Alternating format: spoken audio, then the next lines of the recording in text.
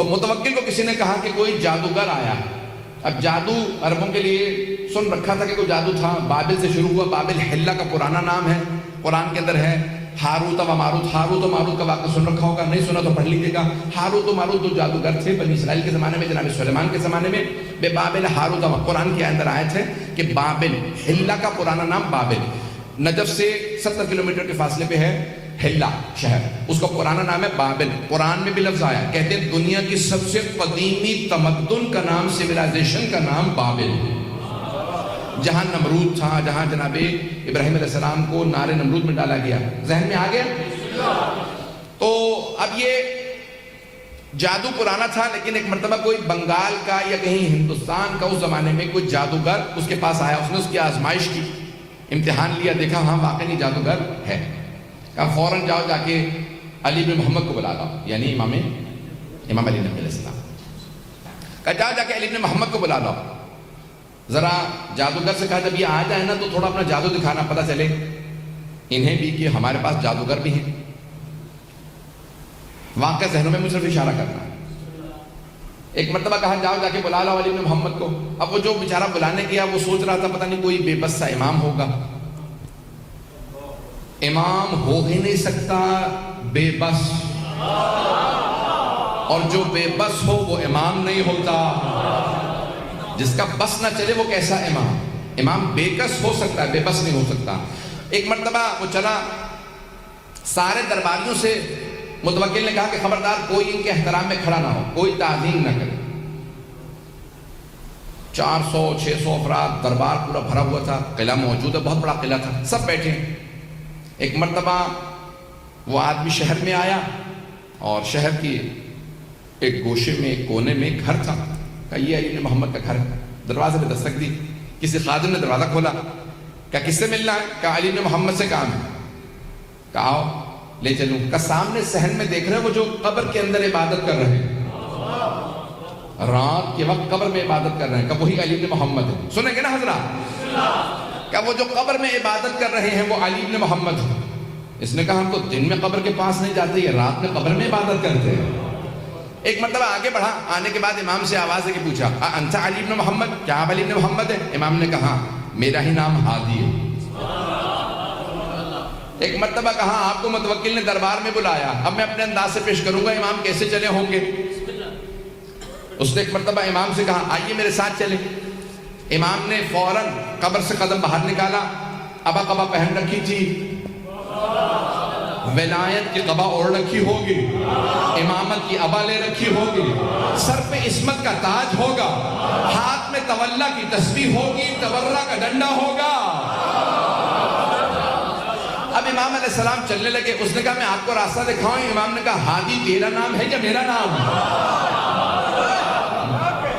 جیسے ایک مرتبہ امام علیہ السلام نے کہا نا ہادی تیرا نام ہے, اس نے کہا ہادی تو آپ ہیں. امام نے کہا پھر میں راستہ جانتا ہوں, پتہ نہیں لوگ ہیں یا نہیں. ایک مرتبہ امام نے فرمایا کہا میں پھر راستہ جانتا ہوں, دکھانے کی ضرورت نہیں. جو دنیا کو راستے دکھانے آیا ہو وہ ہادی ہوتا ہے, اور جو خود راستے سیکھنے کا محتاج ہو وہ ہادی نہیں ہوتا. امام ایک مرتبہ چلے اور اپنے ہی انداز سے چلتے ہوئے دربار پہنچے. جیسے ہی دربار متوکل کے آئے تو متوکل نے کہا تھا سب سے کوئی احتراماً کھڑا نہ ہو. جیسے امام پہنچے آندھی سی چلنے لگی, خود بخود قلعے کا دروازہ کھلنے لگا, پردہ سر پہ سایہ کرنے لگا, اور سارے درباری خود بخود تعظیم میں کھڑے ہو گئے. خود متوکل اپنے تخت پہ کھڑا ہو کے کہہ رہا تھا فرزند رسول تشریف لائیے, یہ آپ ہی کا حق ہے. میرے تو وڈیرے بھی کہہ گئے اگر آپ نہ ہوتے تو ہم ہلاک ہو جاتے.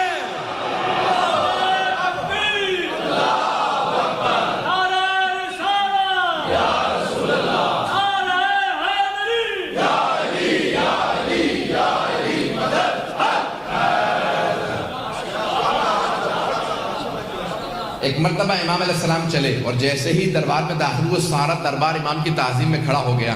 متوکل نے کہا فرزند رسول تشریف لائیے. امام نے کہا ہمیں تیرے تخت سے ظلم کی بو آتی ہے, ہم تخت پہ نہیں بیٹھتے.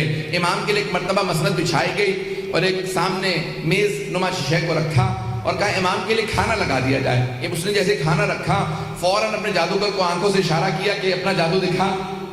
واقعہ ذہنوں میں ہوگا اگر لوگ ہیں یا نہیں ہیں. مجھے صرف اشارہ کرنا تھا. جیسے امام نے ہاتھ بڑھایا نا تو روٹی امام کے ہاتھ سے سرک گئی. امام روٹی تھوڑی دور ہو گئی. امام نے کہا جو بھی ہے باز آ جائے. عظمت امام علیہ السلام دیکھیے, نام نہیں لیتے, یہ نہیں کہتے میں جانتا ہوں جادوگر. امام نے کہا جو بھی ہے باز آ جائے. پھر امام نے دوسری مرتبہ ہاتھ بڑھایا, پھر ایک مرتبہ روٹی سے رکھی. امام نے ایک مرتبہ کہا کیا ان درباروں میں شرفاء کی زبان نہیں سمجھتے لوگ؟ اب تیسری مرتبہ امام نے روٹی کی طرف ہاتھ بڑھایا, ابھی پھر بھی وہ باز نہیں آیا. سارا دربار دیکھ رہا تھا جادوگر اب کیا کرتا ہے. جیسے ہی امام نے ہاتھ بڑھایا, جیسے تیسری مرتبہ روٹی ہاتھ سے سرکی, اس دیوار کے اوپر غالیچہ تھا, غالیچے پہ ایک شیر کی تصویر بنی تھی. لیکن جادوگر کو جواب دینا تھا. پتہ نہیں لوگ پہنچ رہے نہیں پہنچ رہے. جادوگر کو جواب دینا مقصود تھا. اسے بتانا تھا تو جادوگر ہے, ہم صاحب اعجاز ہیں. امام نے ایک مرتبہ وہ جو دیوار کے اوپر غالیچہ تھا, غالیچے کو دیکھا جس پہ اسد کی, شیر کی تصویر بنی تھی. عربی زبان میں شیر کو اسد کہتے ہیں. امام نے شیر کو دیکھ کے عربی میں کہا ایھا الاسد, او شیر تو دیکھ رہا تیرے امام کی توہین ہو رہی ہے. ایک مرتبہ سارا بندہ پریشان ہونے لگا. لگ یہ رہا تھا کہ غالیچے میں جو شیر کیا عکس بنا ہے وہ عکس نہیں رہا, شیر بن رہا ہے. وہ شیر بن کے آگے بڑھا. نہ اس نے امام سے پوچھا کہ کسے کھاؤں. ایک مرتبہ جادوگر کی طرف بڑھا, اسے بغیر خون کا قطرہ گرائے پورا نکل گیا. اور پورا نکلنے کے بعد امام کے سامنے آگے کھڑا ہوا اور ایک مرتبہ فصیح عربی زبان میں کہا فرزند رسول اگر آپ اجازت دیں متوکل کو کھا لو. متوکل نے ہاتھوں کو باندھا, کہا فرزند رسول اس سے کہیے واپس چلا جا, یہ دوبارہ عکس بن جائے. امام نے اشارہ کیا واپس چلا جا. کہا وہ میرا جادوگر تو واپس کر دے, وہ بہت قیمتی تھا, میں ہندوستان سے ہند سے لایا تھا. عربی میں ہندوستان کو ہند کہتے ہیں. کہا میں ہند سے لایا تھا, وہ معمولی نہیں تھا. اس شیر سے کہیں میرا ساحر میرا جادوگر واپس کر دے. ساحر عربی میں کہتے ہیں جادوگر کو. امام نے کہا جب جناب موسیٰ کا عصا اژدہا بنا تھا, اس نے فرعون کے جادوگروں کی رسیوں کو کھا لیا تھا. لیکن جب جناب موسیٰ نے اٹھایا تو دوبارہ عصا بن گیا. جب عصا بنا تو اس نے جادوگروں کی رسیوں کو اگلا نہیں تھا. اگر جناب موسیٰ کا عصا واپس کر دیتا تو یہ بھی واپس کر دیتا.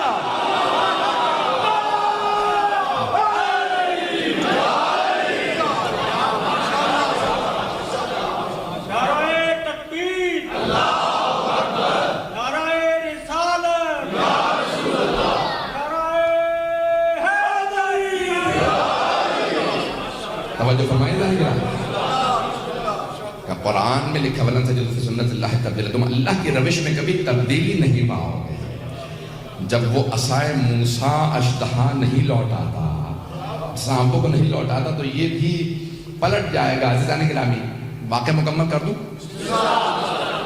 واقعہ بہت طولانی مکمل نہیں کر سکوں گا, لیکن جتنا پیش کر رہا ہوں اس کو سن لیجئے گا. اب ایک مرتبہ سب کی توجہ, وہ جو جتنے بھی دربار میں بیٹھے تھے سب کی توجہ امام کی طرف ہو گئے. پتہ نہیں لوگ ہیں. اب متوکل نے ایک مرتبہ مختلف لوگوں کو اشارے کیے بھی کوئی سوال کرو, کچھ کرو, مجھے خود سمجھ میں نہیں آ رہا کیا کروں. ایک گھبراہٹ سب پہ روب سا طاری ہو گیا. امامت اسے کہا جاتا ہے.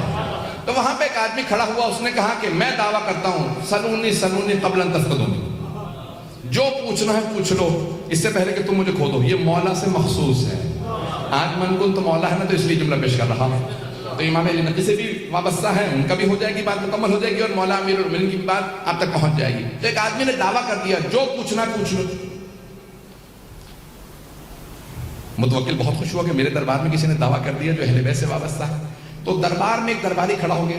اچھا, اس کے سوال سے پتہ چل رہا کہ وہ تقیہ میں تھا لیکن تھا شیعہ. پتہ نہیں بات پہنچی یا نہیں پہنچی. سوال کرنے والے سے اندازہ یہ ہوتا کہ وہ شیعہ تھا. اس نے کیا سوال کیا, اچھا سوچ لے, جو پوچھنا ہے پوچھ لو. اس نے کہا یہی تو کہا جو پوچھنا ہے پوچھ لو. اس نے کہا اچھا یہ بتا حج واجب ہے. اس نے کہا یہ کیسا سوال ہے, یہ تو پوری دنیا کو پتا حج واجب ہے. کہا تو نے کہا ہے نا جو پوچھنا ہے پوچھ لو, میرے تو سوال ایسے ہی ہوں گے, تو بتا کہ تجھے جواب آتا ہے یا نہیں آتا. اس نے کہا ہاں حج واجب ہے. اچھا یہ بتا پھر انبیاء پہ بھی حج واجب تھا. تھوڑی دیر سوچنے لگا، پھر کہا کہ انبیاء پہ بھی حج واجب ہی تھا. انہوں نے کہا سوچ لے. کہا نہیں اچھا انبیاء پہ حج واجب تھا. اچھا یہ بتا پھر حضرت آدم پہ بھی حج واجب تھا؟ اب پریشان ہو گئے. کہنے لگا واجب بھی رہا ہوگا. اس نے کہا کہ واجب رہا ہوگا یا واجب تھا؟ اب ایک مرتبہ اسے پسینے آنے لگے جیسے مجھے پسینے آ رہے ہیں.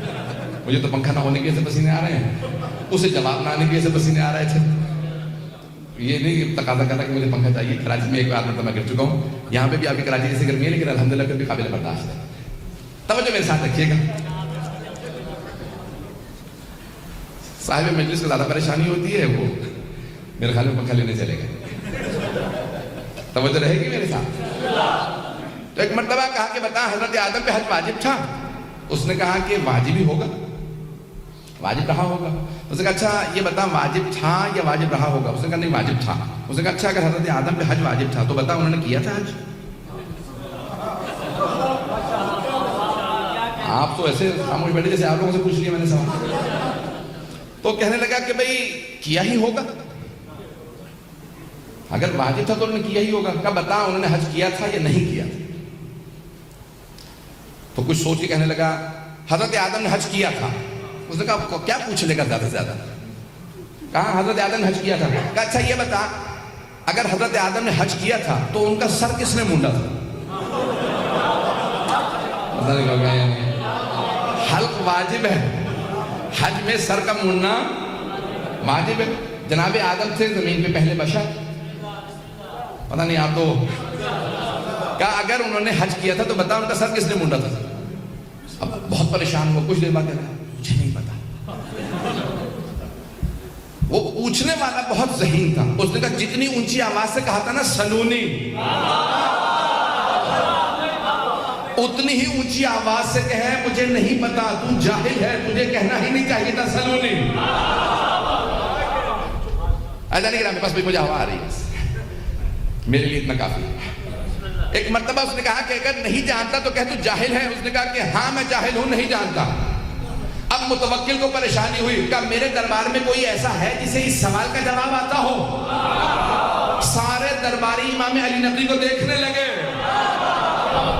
جب سب نے امام علی نقی علیہ السلام کو دیکھا، متوکل چہرے پڑھ رہا تھا، اس نے بھی امام کی طرف رخ کیا. کہا فرزند رسول کیا آپ جانتے ہیں؟ مولا نے کہا ہاں میں جانتا ہوں. کہا بتائیے پھر جناب آدم نے حج کیا؟ امام نے کہا ہاں. کہا بتائیے سب سے پہلے جناب آدم ہی نے کعبہ بنایا تھا. اب یہ بہار میں بڑا تفصیلی واقعہ موجود ہے، وقت نہیں ہے. امام نے کہا حضرت آدم نے سب سے پہلے کعبہ بنایا اور اللہ نے کہا آدم آپ کی نسل میں ہاجرہ آئے گی، صفا مروہ کے درمیان چلے گی. یہاں پہ سعی ہے، اس کے بعد حلق ہے. تو کہا حلق کس نے کیا؟ کہا جب حلق کی نوبت آئی تو جناب جبرائیل جنت سے یاقوت لے کے نازل ہوئے. جناب آدم کے سر پہ پھیرتے جاتے تھے، جہاں جہاں پھیرتے جاتے تھے بال گرتے جاتے تھے. جہاں جہاں اس یاقوت کی روشنی گئی اللہ نے سب کو حرم قرار دے دیا.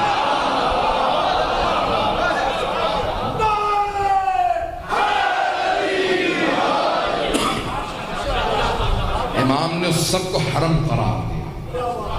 ایک مرتبہ متوکل نے کہا فرزند رسول آپ کہیے سلونی.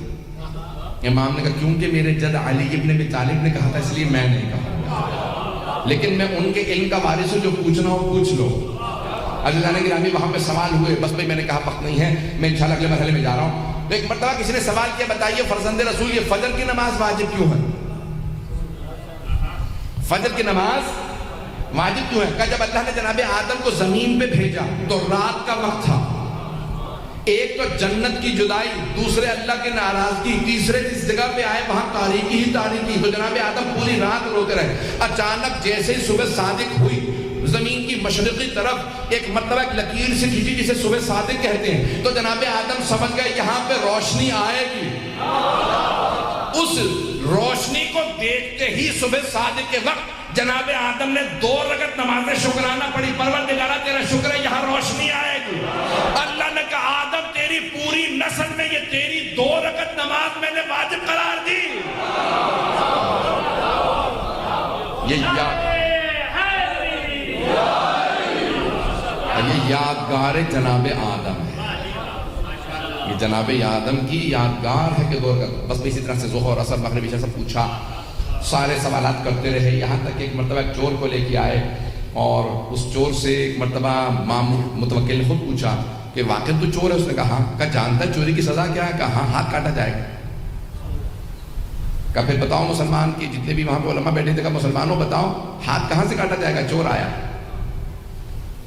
تو ایک مسلمانوں کے 4 مذاہب ہیں، چاروں کا الگ الگ فتویٰ ہے، مذاہب اربع، امام ابو حنیفہ کا الگ ہے، امام مالک کا الگ، امام شافعی کا الگ، امام احمد بن حنبل کا الگ۔ سنیں گے؟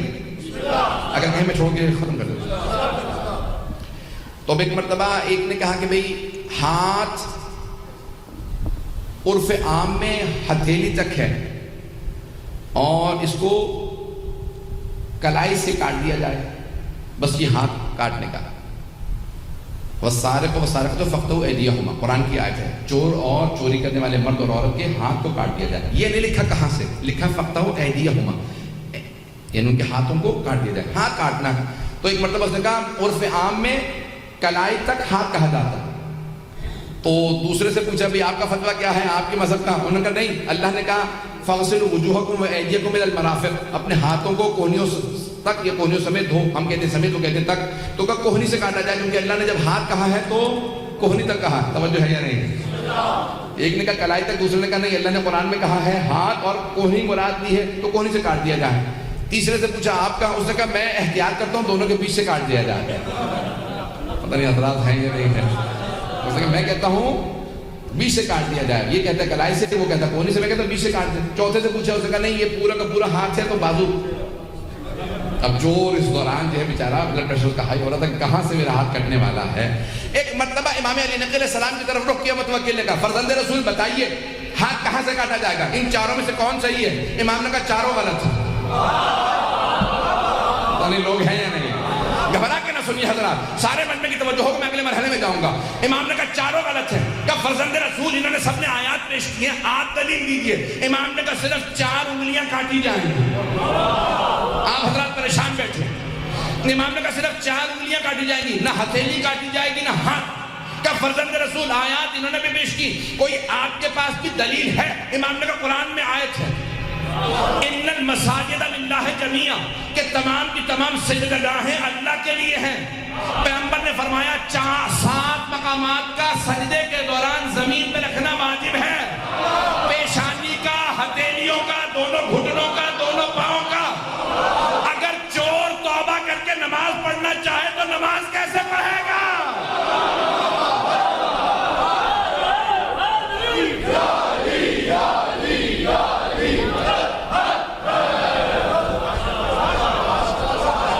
چور توبہ کر لے تو ہاتھ نماز کیسے پڑھے گا اگر ہاتھ کٹا ہوا ہوگا؟ تو اس لیے صرف 4 انگلیاں کاٹی جائیں گی۔ پیغمبر نے بھی 4 انگلیوں کا حکم دیا تھا، میرے جد امیر المومنین نے بھی 4 انگلیوں کا حکم دیا۔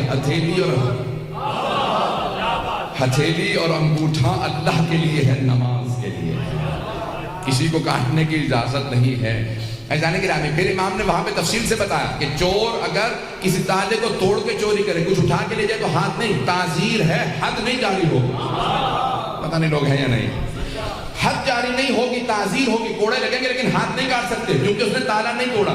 تیسرے، اگر وہ یا اس کے بچے بھوکے تھے اور اس نے چوری کی تو ہاتھ نہیں کاٹ سکتے، تعزیر ہوگی کیونکہ جرم کیا ہے، کوڑے لگ سکتے ہیں، جرمانہ ہو سکتا ہے، جیل ہو سکتی ہے، ہاتھ نہیں کاٹ سکتے کیونکہ حاکم پہ واجب ہے کسی کو بھوکا نہ رکھے۔ یہ پاکستان کے حکمرانوں کو بتا دو۔